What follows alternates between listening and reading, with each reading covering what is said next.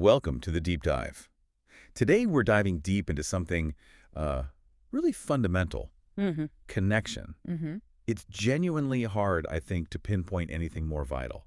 For our mental health, our overall quality of life, friendships are just huge. Absolutely. And it's not just about having people around. It's about, pushing past that discomfort, facing a very human fear. Right.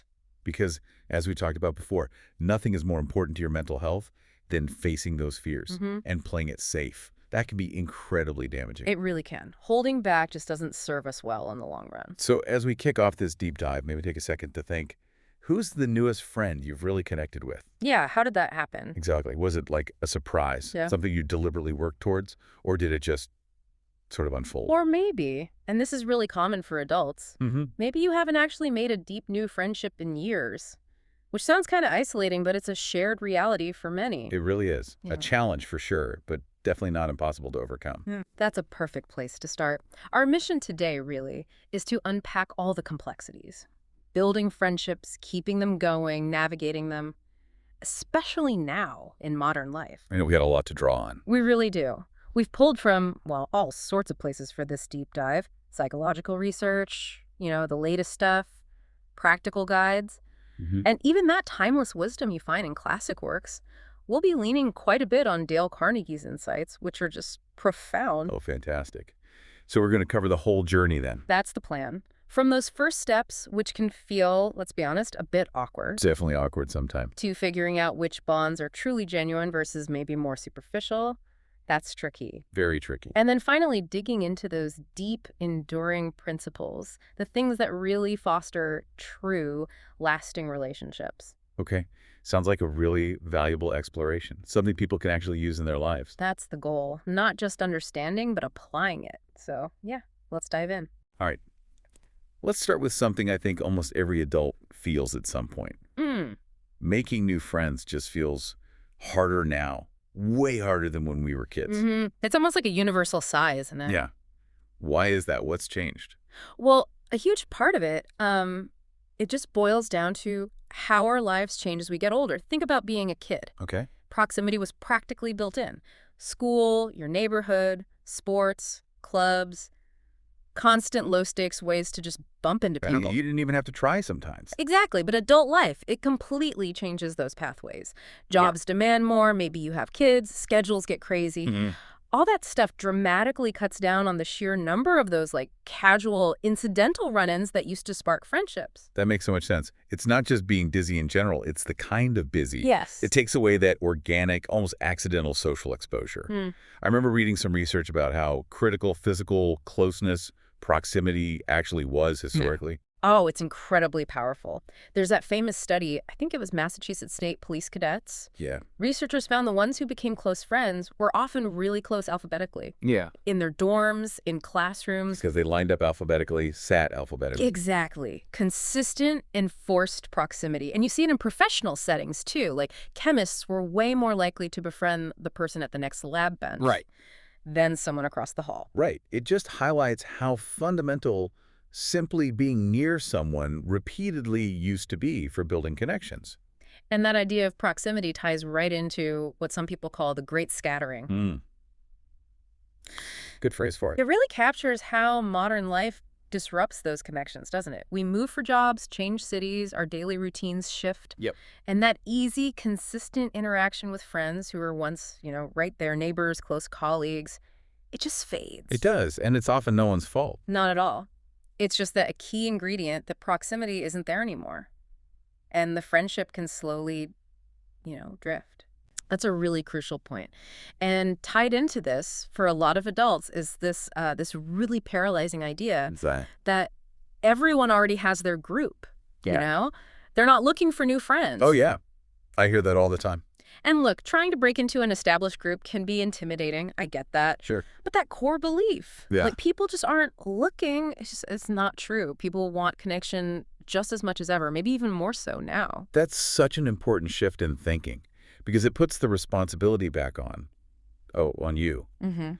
As a kid, friendship feels like a team sport, kind of. It just happens around you. Right. School, teams, whatever. But as an adult, Right. It really becomes an individual thing. You can't just expect it to fall into your lap. No, you need conscious effort. You need to be proactive. You have to actually take responsibility for creating your social life instead of just waiting around. Exactly. Yeah. Which leads right into the next point. Okay, so if you decide to stop waiting and start seeking, what's the first step?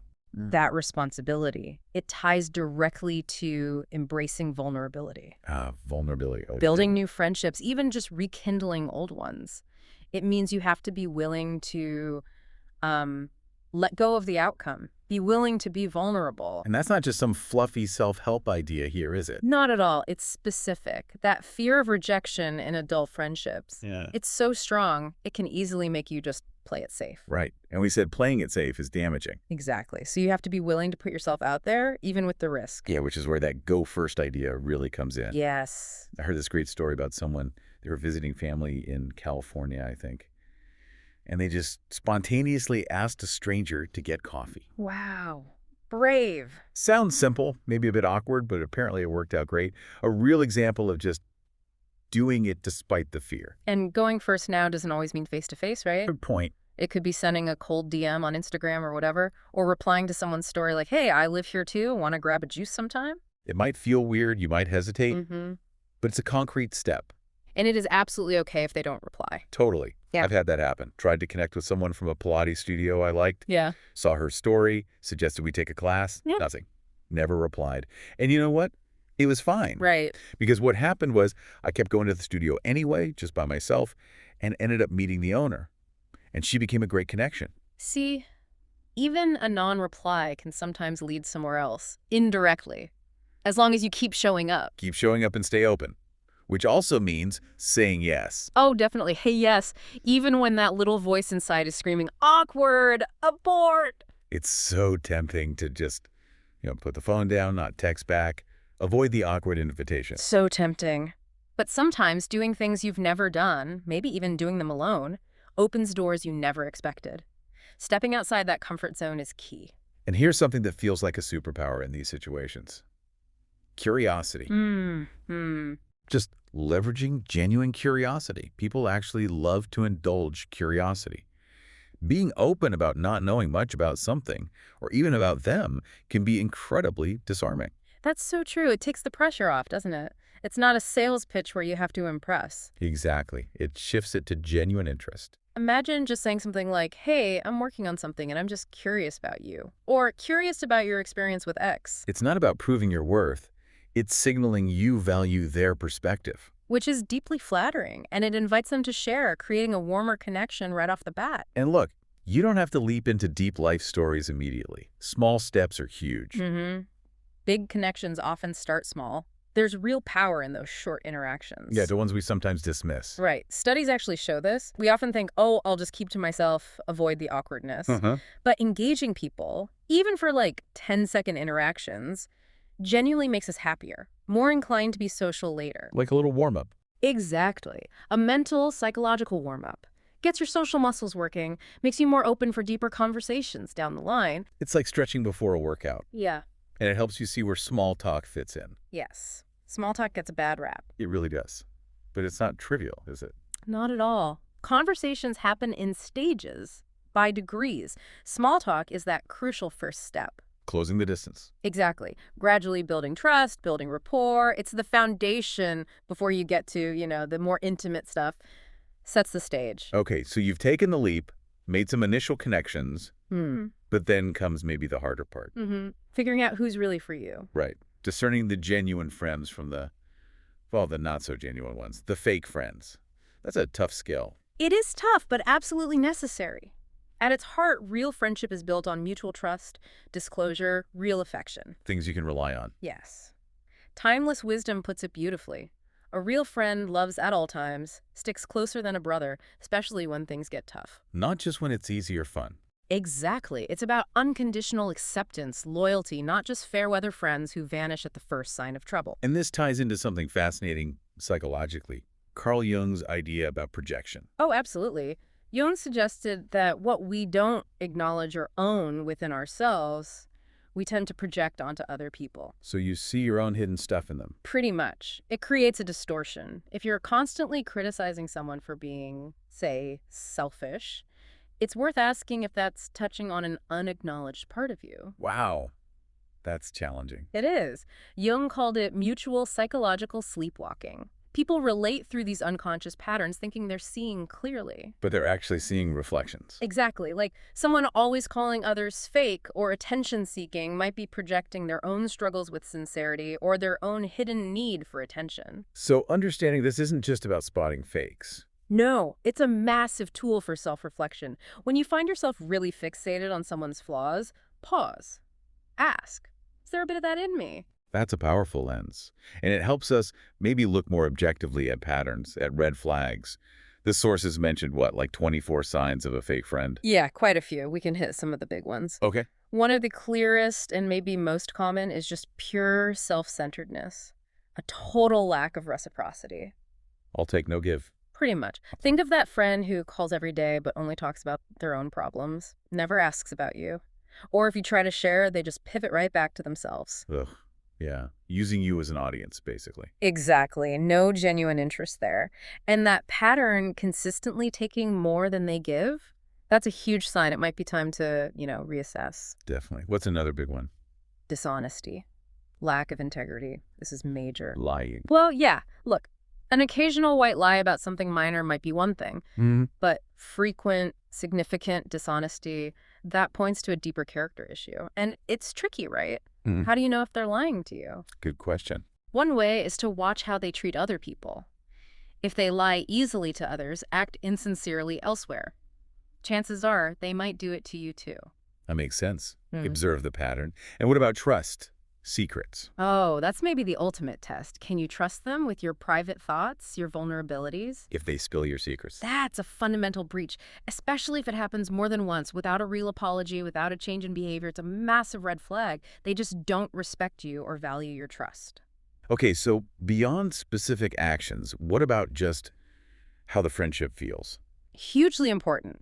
Pay close attention to how it impacts your well-being overall. Like If you consistently feel bad about yourself after interacting with them, or if you feel like you have to fake interest, pretend to be someone you're not, just to keep the peace or make it work. Yeah, walking on eggshells. Exactly. That's not genuine. Real friends let you be you. They accept you, flaws and all, for who you really are. And fake friends. Yeah. They can drain you. Absolutely.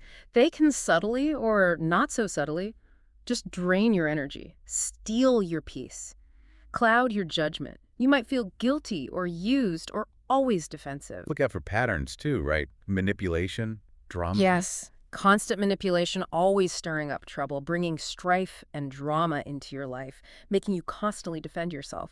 Big warnings. And here's a really critical one.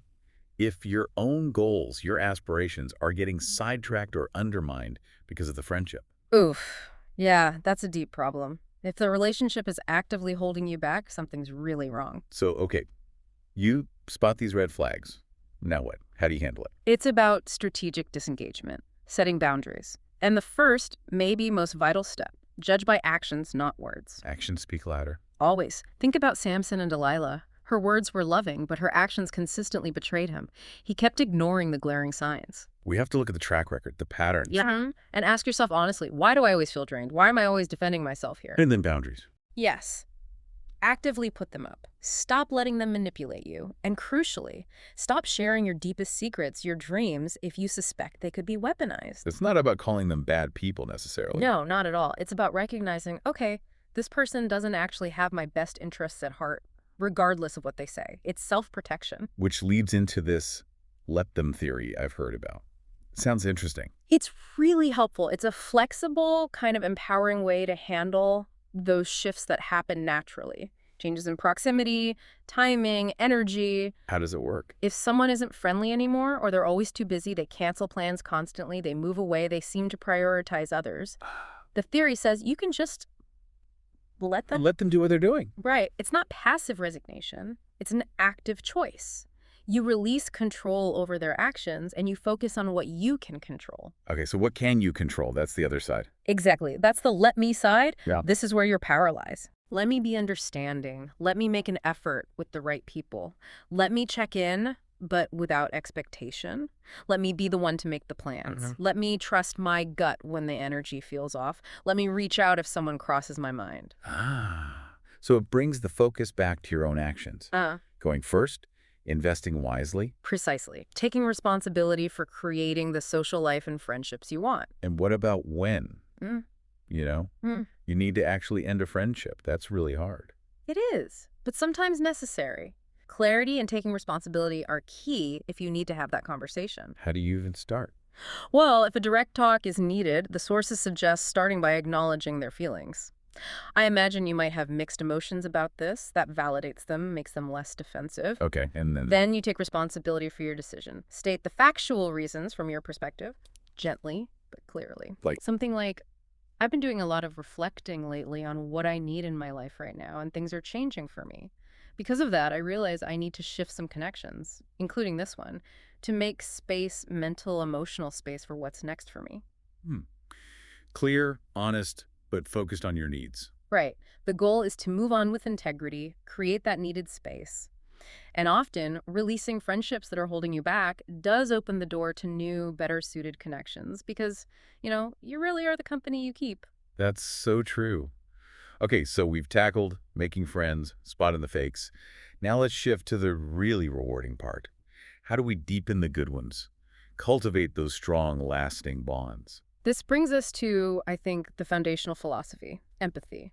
Deep understanding. Going beyond just the surface. Way beyond. It's crucial to remember constantly that when we're dealing with people, we're not primarily dealing with creatures of logic. We think we are sometimes. We do. But mostly we're dealing with creatures of emotion, bristling with prejudices, motivated by pride and vanity. Doesn't sound very flattering. It's not meant to be cynical. It's just realistic. Yeah. It's the cornerstone of real connection.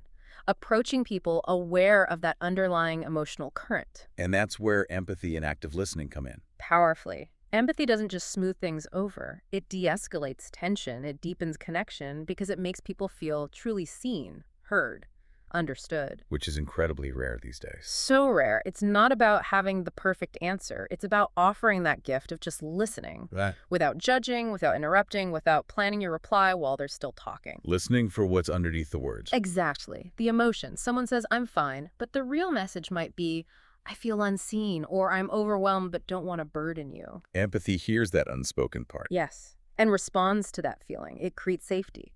Allows people to be real, share deeply, without fearing judgment. It tunes into the pauses, the hesitations, the tone shifts. Are there practical ways to get better at that kind of listening? Definitely. Some simple techniques make a big difference. One is the 2-second pause. Just wait 2 seconds before replying. Yep. Most people jump in instantly. Pausing shows you're actually thinking about what they said, not just waiting for your turn. Huge sign of respect. I like that. What else? Ask one more question than feels natural. Interesting. When someone shares something, instead of moving on or relating it back to yourself right away, ask one more genuine question. Shows deeper curiosity, encourages them to go a bit further, often leads to real insights. Simple but powerful. Yeah. And mirroring. Also key, saying things like, so what you're saying is, or wow, that must have felt really frustrating, or it sounds like that was incredibly important to you. It shows you're tracking, validating them. Precisely. Makes them feel deeply understood, builds closeness. And what about first impressions? We talked about vulnerability, but what else helps build that initial trust? Warmth. Often even more than confidence. Really? We usually think confidence is key. Confidence is good, but warmth, a genuine smile, nodding, engaged eye contact that signals safety and trustworthiness immediately, draws people in. And energy matching. Oh yeah, crucial. Read the room. If you burst into a quiet, serious situation with high energy, it's jarring. Right. Awkward. But if you first mirror their calm tone, then gently bring warmth and maybe a bit more animation, that builds comfort, creates chemistry naturally. These are great foundational ideas, and they lead perfectly into Dale Carnegie's stuff, right? His 6 ways to make people like you. Exactly. And these aren't just, superficial tricks. They're fundamental shifts in how you interact. When you do them sincerely, they can genuinely transform relationships. Okay, let's break them down. What's the first principle? The first, and maybe the absolute bedrock, is become genuinely interested in other people. Simple, but maybe not easy. Right.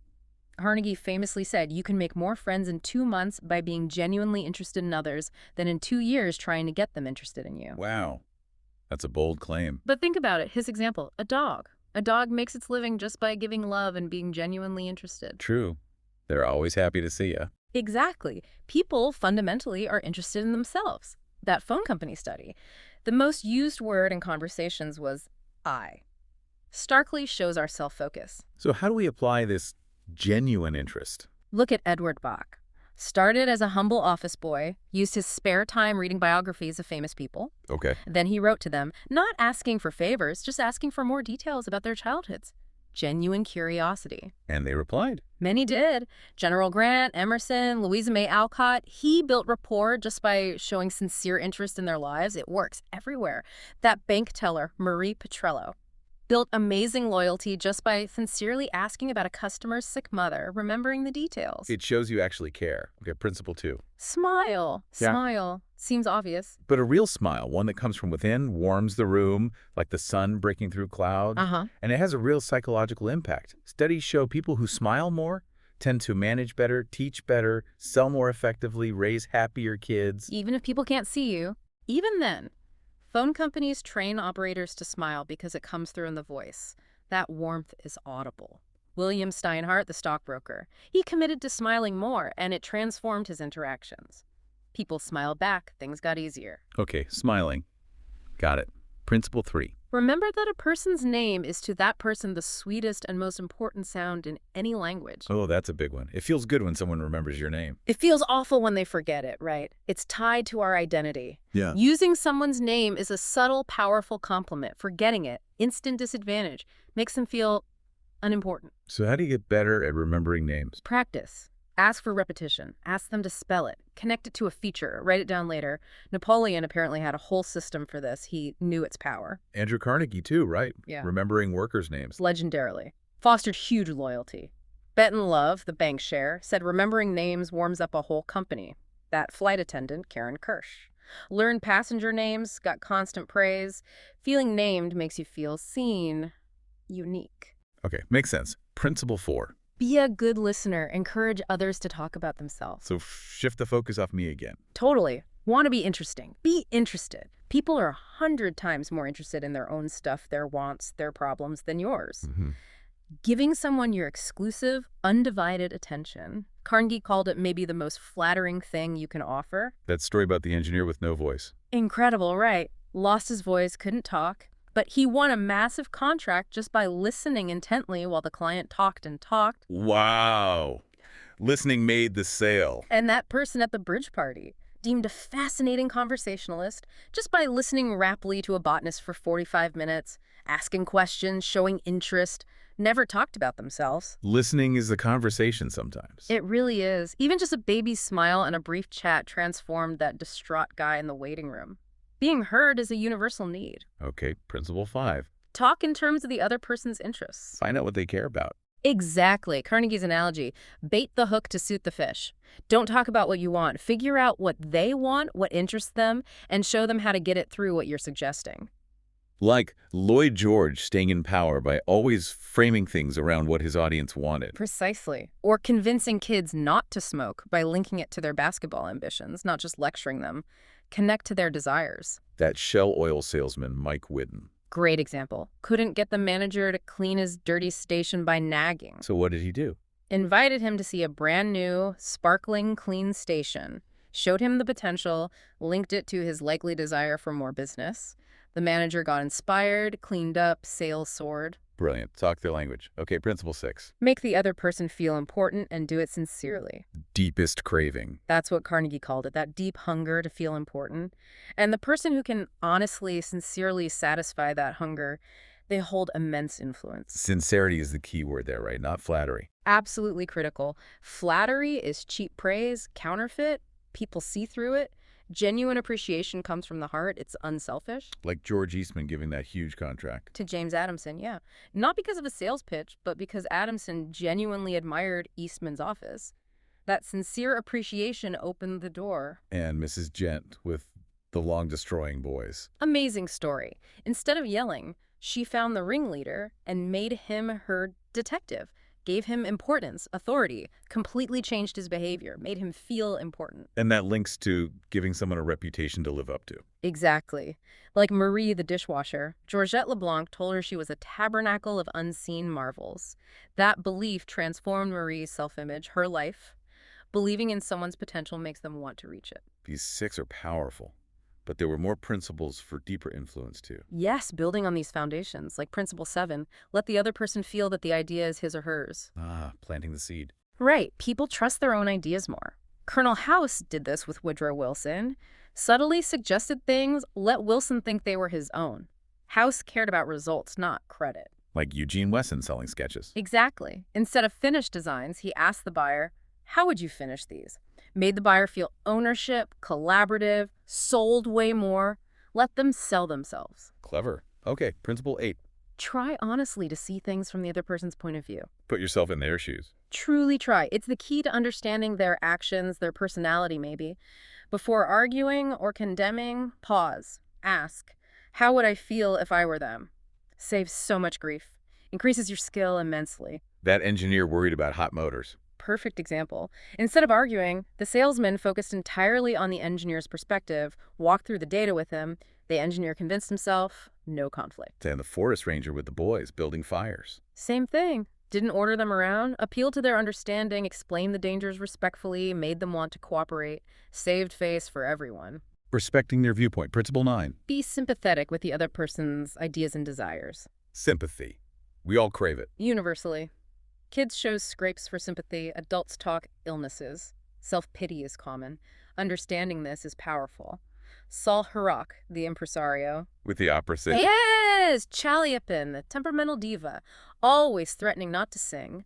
Hurak would rush in, dripping with sympathy, agree to cancel, which always made Chaliapin relent and sing. Genuine sympathy disarmed him. Works with anger, too, like that woman upset about the geography error. Right. Instead of defending, the editor immediately apologized, sympathized with her strong feelings. Hostility melted into friendliness. Validation works wonders. Okay, Principle 10. Appeal to. Appeal to the nobler motives. The better angels of our nature. Kinda, yeah. J.P. Morgan said people have 2 reasons. The real one and the one that sounds good. People like to think of themselves as fine, unselfish. So appeal to that. Like Hamilton Farrell with a tenant breaking the lease. Didn't talk contracts. Appealed to the tenant's sense of fair play, their integrity. Convinced them to stay. And Julian Detmer with the disputing car bill. Brilliant move. Didn't argue. Listened, apologized, then asked the customer to adjust the bill as if they were the president. Appealed to fairness, patience. Got the bill paid, kept the customer. Trusting their better nature. Principle 11. Dramatize your ideas. Make it vivid. Yes. Dry facts aren't always enough. James Boone, selling that cold cream report, didn't just give data. He dumped 32 jars of competing creams on the desk. Exactly. With tags explaining the findings. Instantly memorable, impactful. Got results. And Miss Wolf getting the meeting with her busy boss. Sent a formal letter, acknowledging his schedule, stressing importance, but enclosed a pre-filled appointment form and stamped envelope. Dramatized her request, made it easy, got the meeting. Cut to the noise. Okay, Principle 12. Throw down a challenge. Tap into that competitive spirit. Yes. That desire to excel, to prove oneself. Thomas Platt challenged Theodore Roosevelt. Is the hero of San Juan Hill a coward? Spurred him to stay in the race, changed history. And Charles Schwab, boosting steel production. Just by showing the output figures for different shifts on a chalkboard, pure competition, it worked dramatically. Okay, almost there. Principle 13. Praise the slightest improvement and praise every improvement. Encouragement over criticism. Way more effective. Skinner's research backs this up. Reward good behavior, don't just punish bad. Think of Clarence Jones teaching his son David multiplication. Celebrated every tiny win. Transformed David's learning, his confidence, his whole life. It wasn't just math, it was belief. And that printer with the negative attitude. Keith Roper didn't just say, good job. He gave specific, genuine praise about why the work was superior. That targeted appreciation turned the printer's attitude right around. Sincerity and specificity matter. Got it. And the last one, principle 14. Give the other person a fine reputation to live up to. We touched on this with Marie the dishwasher. Exactly. When you sincerely give someone a good name, articulate a positive reputation for them, they will often strive incredibly hard to embody it. Like Bill Parker, the salesman, appealing to the manager's reputation for being fair and open-minded. Yes, the manager lived up to that articulated reputation, gave him a hearing, became a customer. Holding up that positive mirror can be transformative. Wow, that's a lot of powerful principles. And underlying all of them is this idea of not criticizing. It's the cornerstone, really. Carnegie hammers this home. Criticism is almost always futile and dangerous. Why futile? Because it puts people on the defensive, makes them justify themselves, wounds their pride. It rarely leads to real lasting change. More often, just resentment. People learn better with rewards, not punishment. Fundamentally, yes. Think of Lincoln. With his unsent letters. Right. Furious with his generals, like Meade after Gettysburg. Drafted these scathing letters. But didn't send them. Never sent them. He knew deep down that criticism wouldn't build the cooperation he needed. He chose understanding, tolerance, kindness instead. And if you must offer critique. Admit your own mistakes first. It's so much easier to hear criticism if the person delivering it humbly admits they're not perfect either. Like Bob Hoover, the test pilot. Incredible story. Mechanic makes a near catastrophic fueling error. Hoover doesn't yell, puts his arm around him, says, "To show I'm sure you'll never do this again, I want you to service my F-51 tomorrow." Wow. Trust instead of blame. Exactly. Disarmed him, ensured it wouldn't happen again, maintained the relationship. And the engineer improving his secretary's spelling. E.G. Dillistone didn't just point out errors, admitted his own spelling struggles, showed her his little cheat sheet book, shared vulnerability. Right. Her spelling improved, relationship strengthened. What an incredible map we've covered. From just needing connection to making friends, spotting fakes, and now these deep principles for lasting bonds. It's been quite a journey, and it's crucial to remember these principles. They aren't tricks. They're not manipulation. No. When you apply them sincerely, they really do represent a new way of life. It requires genuinely shifting your focus off yourself. Focusing on the other person's good points, appreciating them, understanding them. Exactly. Sincerely. And if you, listening, want to really master this stuff. You have to do something with it. Knowledge isn't enough. Right. Only knowledge that is used sticks in your mind. So true. Apply these rules every chance you get. Review them. Think of this deep dive as like a handbook. When you face a tricky social situation, pause. Don't do the impulsive thing. Choose the deliberate, empathetic, understanding approach instead. Mm-hmm. So we live in this world of endless connection, endless information. We've spent this time really exploring how to build meaningful relationships. Yeah, the stuff that actually matters. But here's maybe a final thought to leave you with, something to chew on. Okay. What if the ultimate measure of your success in relationships isn't just how many friends you have, or even how loyal they seem? What then? What if it's really about how strong you are within yourself? Strong enough to allow others the complete freedom to stay or to leave without it shaking your own fundamental peace or your sense of worth. Wow, that's deep. Building relationships from a place of inner security, not neediness or control. Exactly. Rooted in mutual respect.